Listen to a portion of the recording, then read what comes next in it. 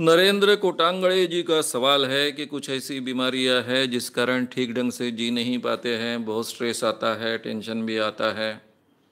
तो इस ढंग की बीमारियों को किस ढंग से हैंडल करें? आपने बीमारी का नाम नहीं लिया है,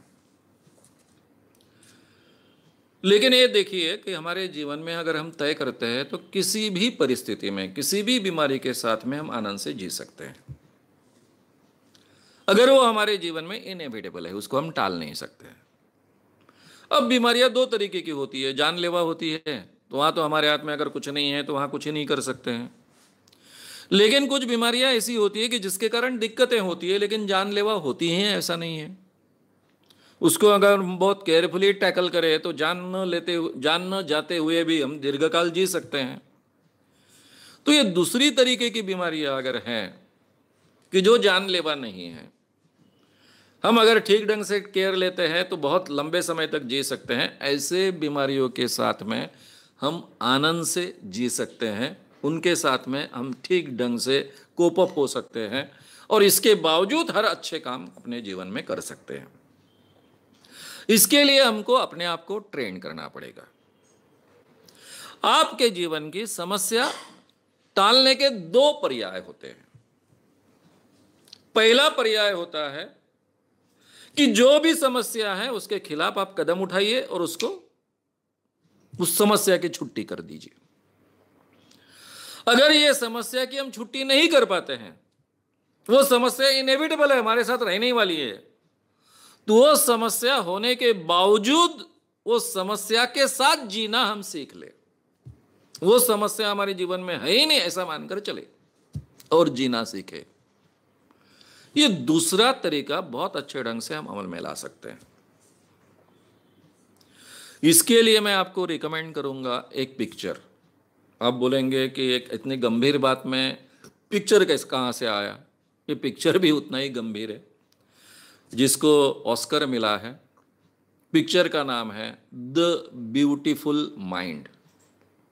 बहुत सुंदर फिल्म है। एक बहुत बड़ा साइंटिस्ट जिसको गणित के क्षेत्र में नोबेल प्राइज मिला, उसको सिजोफ्रेनिया होता है। सिजोफ्रेनिया में उसको पैरोनिया होता है, पैरानॉइड सिजोफ्रेनिया इसको कहते हैं।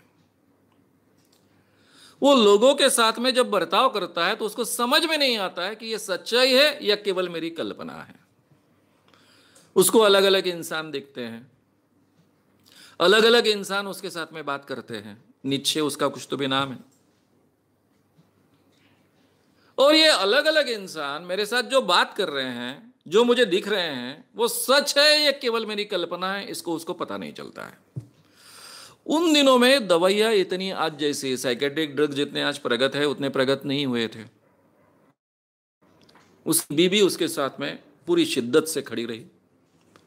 ड्रग्स के कारण वो काफ़ी एक्टिविटीज़ नहीं कर पाता। उन दिनों के ड्रग्स यानी सुला देने वाले ड्रग्स रहते थे, ताकि आप विचार ही न कर पाए, ताकि कोई कल्पना ही आपके मन में पैदा ना हो। वो सब ड्रग्स उसने बंद करवा दिए। और उसको सिजोफ्रेनिया होने के बाद भी वो बहुत बड़ा प्रोफेसर होता है यूनिवर्सिटी में, बच्चों को पढ़ाता है।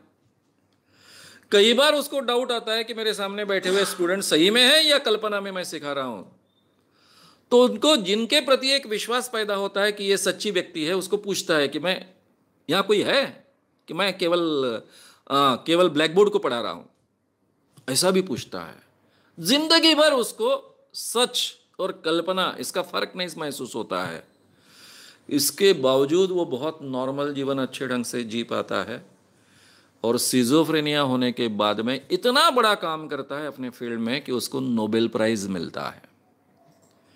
बहुत ही सुंदर फिल्म है, बहुत सुंदर एक्टिंग की है उसमें। आप अवश्य इस फिल्म को देखिए, बहुत अच्छी प्रेरणा आपको मिलेगी।